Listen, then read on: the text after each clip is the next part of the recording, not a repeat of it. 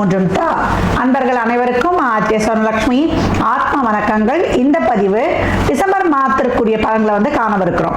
ஏன்னா வருடத்தின் நிறைவான மாதம் அப்படின்னு சொல்லலாம். இந்த 12 மாதங்கள்ல வந்து எதுவுமே நடக்கலன்னா கூட இந்த நிறைவான மாதத்தில் எங்களுக்கு ஏதாவது நடைபெறாதா அப்படின்னு ஆவலோடு காத்திருக்கிறார்கள் அனைவருமே அப்படின்னு வந்து சொல்லலாம். இப்போ வந்து நிறைய அதிசாரத்தில் கிரகங்கள் டிரான்சிட்டும் ஆயிருக்குது. இந்த வருடமும் ஆச்சு, சனி பயிற்சி ஆச்சு, குரு பயிற்சி ஆச்சு, நம்ம ராகுகேது பயிற்சின்னு எல்லாமே. ஆனாலும் கூட என்னமோ எதுவும் நடக்கல, இந்த மாதத்துல வந்து காத்து வாக்கில் ஏதாவது செஞ்சுட்டு போகுமா அப்படின்னு நிறைய பேருடைய எதிர்பார்ப்பு இருக்குது. ஏன்னா அதிசாரத்தில் குருவும் வந்து பயிற்சியாகி இப்ப வக்ர நிலையை வேற வந்து அடைந்து இப்ப பின்னோக்கி வேற செல்ல போகிறார். அப்ப எப்படி இருக்கும் அந்த மாசம்? எவ்வளவு சூப்பரா இருக்குமா, சூப்பர் டூப்பரா இருக்குமா, எதிர்பார்க்கலாமா, இல்லை எங்களுக்கு ஏதாவது ஒரு பயமா இருக்குமா? அப்படி இந்த இடத்துல கட் பண்ணிடுங்க. எங்களுக்கு ஏதாவது வந்து இல்லை எங்களுக்கு ஏதாவது வந்து நாங்கள் இன்னும் விழிப்புணர்வாக இருக்கணுமா அப்படின்னு கேட்குறவங்களுக்குலாம் இந்த பதிவில் தெளிவான பலன்களை துல்லியமாக தந்துருக்கிறோம். அதனால் வந்து பதிவை வந்து முழுமையாக வந்து கேட்கணும். இதில் வந்து ஒரு எளிமையான வழிபாடுகள் தான் சொல்ல போகிறோம். அதையெல்லாம் பின்பற்றுங்க, உங்கள் வாழ்வை வளமாக்கி கொள்ளுங்க. இந்த மாதம் காணப்படும் கோள்களின் சஞ்சார நிலைகள்னு பார்த்தீங்கன்னா உங்களுக்கு ஆஸ் யூஷுவலாக நம்மளுக்கு மீனத்தில் வந்து சனி மகர நிலத்தில் அடைஞ்சு அவர் ஜம்முன்னு இன்னும் நான் தயாராக இருக்கேன், உங்களுக்குலாம் யார் யாருக்கெல்லாம் என்னென்ன பலன் கொடுக்கணும் அப்படின்ட்டு ரொம்ப உத்வேகமாக இருக்கிறார் அப்படின்னு வந்து சொல்லலாம். குரு உங்களுக்கு வக்ரமாகி உங்களுக்கு வந்து இப்ப அதிசாரத்தில் முன்னோக்கி போய் இப்ப வந்து பழைய நிலைக்கு மிதுனத்திற்கே பின்னோக்கி வந்து அவரும் ஜம்முன்னு அமர்ந்துட்டாரு, அமர போகிறார். இந்த மாசம் 5ஆம் தேதி அவர் ரெடியா காத்துக்கிட்டு இருக்காரு, எப்ப வந்து பின்னோக்கி வரலாம் அப்படின்ட்டு. அது மட்டும் இல்லாம கேது உங்களுக்கு வந்து சிம்மத்தில் இருக்கிறார், ராகு வந்து உங்களுக்கு கும்பத்தில் இருக்கிறார். இந்த கர்ம கிரகங்கள் வந்து பொசிஷன் இதான். ஆனால் மாத கிரகங்கள் சொல்லக்கூடிய நம்மளுக்கு சூரியன், புதன், சுக்கிரன், நம்மளுக்கு செவ்வாய், இவங்கெல்லாம் என்ன பண்றாங்கன்னா விருச்சகம், தனுசு அப்படின்னு மாறி மாறி பயணிக்கிறாங்க. இந்த மாதம் துவக்கத்திலேயே நம்மளுக்கு வந்து விருச்சகத்தில் இந்த கூட்டணிகள் இருந்தாலும் 7ஆம் தேதி வந்து செவ்வாய் அவருடைய சொந்த வீட்டை விட்டு நட்பு வீடான தனுசுக்கும், அதே இந்த மாதத்தோட பிற்பகுதியில நம்மளுக்கு 16 நம்மளுக்கு சூரிய பகவான் தனுசிற்கும், இந்த மாதம் 20 சுக்கிரன் தனுசுக்கு போயிடும். அதே போல 29 புதனும் தனுசுக்கு போறாரு. இப்படின்னு இவங்கெல்லாம் வந்து மாறி மாறி பயணிக்க போகிறாங்க. பெரும்பாலும் கிரகங்கள் வந்து விருச்சகத்திலே தனுசுலேயே தான் இப்போ வந்து டிரான்சிட் இருக்க போகுது. சந்திரன் வந்து மீனத்தில் உதயமாகிறார். நம்ம பெரும்பாலும் நமக்கு டிசம்பர் மாதம் என்று சொன்னாலே கார்த்திகை நம்மளுக்கு 17ஆம் தேதியிலிருந்து மார்கழி 16 வரைக்கும், இதுதான் வந்து நம்மளுக்கு டிசம்பர் மாதம்.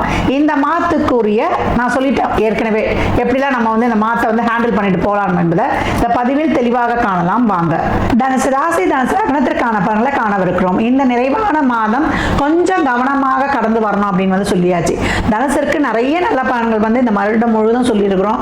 அதிசாரத்தில் வந்த குருவும் வந்து ஒரு சில பிரச்சனைகளுக்கு வந்து தீர்த்து எப்படிலாம் போன்ற ஒரு நிறைக்குறைகளை சுட்டிக்காட்டி வந்து போயிருக்கிறாரு. அதிசாரத்தில் வந்த குரு வந்து உங்களுக்கு நிறைய நிறைக்குறைகளை சுட்டிக்காட்டி கொஞ்சம் கவனமா இருக்கிறதுக்கு உங்களுக்கு வந்து சொல்லி கொடுத்துட்டு போயிட்டாரு அப்படின்னு வந்து சொல்லலாம்.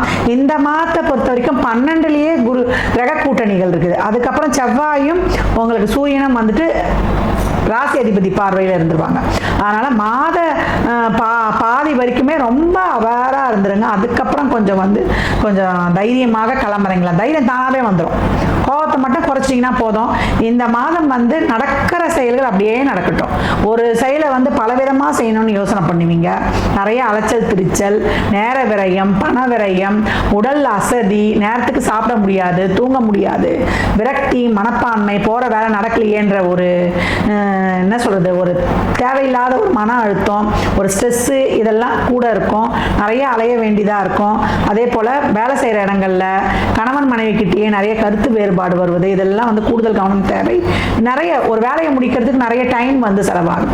நேர விரயம், பொருள் விரயம், பண விரயம், இதெல்லாம் நடக்கும். இதெல்லாம் வந்து நீங்க என்ன பண்ணணும்னா எல்லாத்தையுமே லாபகமா கையாண்டு கடந்து வந்துடணும். தான தர்மங்களை இந்த மாதம் ஆரம்பிச்ச உடனே எடுத்து தானத்துக்கு வச்சிருங்க. திருக்கார்த்திகை நேரமாவே இருக்குது. கோயில்களுக்கு எண்ணெய் வாங்கி கொடுப்பது, எப்பெல்லாம் தனுசு வந்து கோயிலில் தீபம் ஏற்றுவதற்கு முடிந்த உதவிகளை எல்லாம் தாராளமாக செய்யுதோ அப்போதெல்லாம் மிகப்பெரிய வாழ்க்கையில் ஏற்றங்களையும் மாற்றங்களையும் காணும். அப்போ அப்போதெல்லாம் மிகப்பெரிய ஏற்றங்களையும் மாற்றங்களையும் தனுசு காணும்.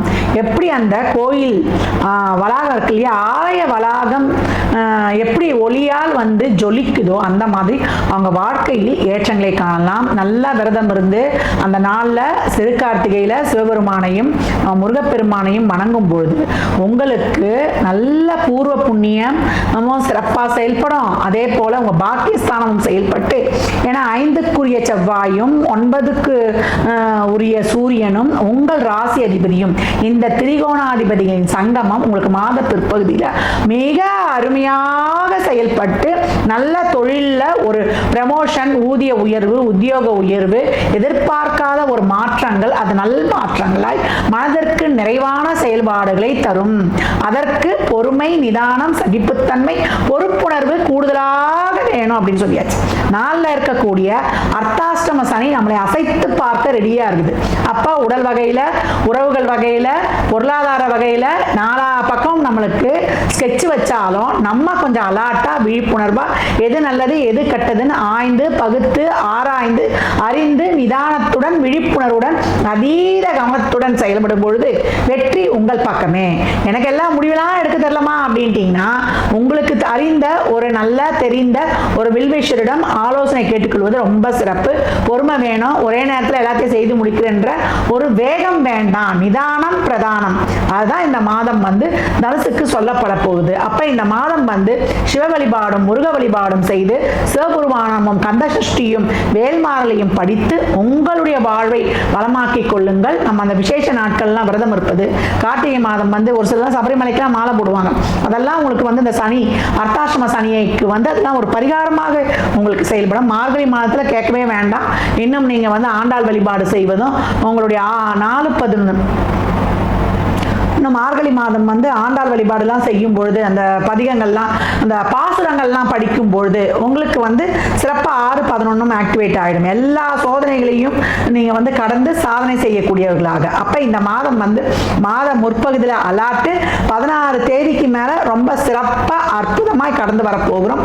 திரிகோணாதிபதிகளின் இணைவு உங்களுக்கு மிகப்பெரிய ஒரு சிறப்பான மாற்றத்தை தந்து உங்களை வந்து என்ன செய்யும், ஒரு தைரியத்தையும் ஒரு உத்வேகத்தையும் கொடுத்து நம்மளும் வந்து கிளம்புறாங்களாம், எந்த ஒரு சூழலையும் சமாளிக்கலாம்.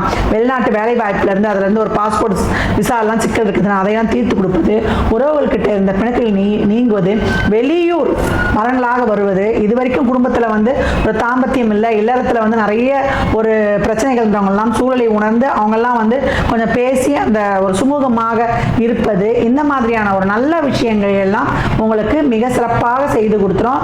பக்குவமா அப்படியே கடந்து வந்துருங்க. பக்குவம் தான் உங்களை வந்து இந்த காலகட்டம் வந்து ரொம்ப வந்து சிறப்பாக செயல்பட வைக்கும். அமைதியாக இருந்தீங்கன்னா உங்களுக்கு வந்து வந்த பிரச்சனை தானாக போயிடும். அடக்கமாக இருந்தால் பிரச்சனையே கிட்ட வராது. தான தர்மங்கள் செய்யும் பொழுது உங்களுக்கு இருக்கக்கூடிய சாதகமில்லாத நிலையை கூட அது சக்தி உள்ள ஒரு நல்ல ஒரு சூழலாக மாற்றி கொடுத்துரும் அப்படின்னு வந்து சொல்லலாம். தனுசிற்கு தொழில், திருமணம், வேலைவாய்ப்பு, குழந்தை பாக்கியம் முதற்கொண்டு நல்ல வீடு, வண்டி, வாகன யோகம், நல்ல ஒரு பதவி உயர்வு, ப்ரமோஷன், ஒரு கௌரவ பதவி, அங்கீகாரம், நல்ல பாக்கியங்கள், உங்களுக்கு நல்ல ஒரு திருமண வாழ்க்கை, லக்ஸுரி லைஃப், உங்களுக்கு ஒரு நல்ல ஒரு தெளிவு, இதையெல்லாம் கொடுத்துரும். கோபத்தை குறைத்து நல்ல அமைதி, மெடிடேஷன், தியானம் இதை பின்பற்றும் பொழுது ஆத்மார்த்தமாக பிரார்த்தனையால் அனைத்தையும் சாதிக்கும் தனுசு. அப்ப தனுசு இந்த மாதம் நிச்சயமாக சிறப்பான ஒரு வாழ்க்கையில் பாதையில் தடம் பதிக்கும். தனுசு ராசி லக்னத்திற்கு என் நல்வாழ்த்துக்களை தெரிவித்துக் கொள்கிறேன்.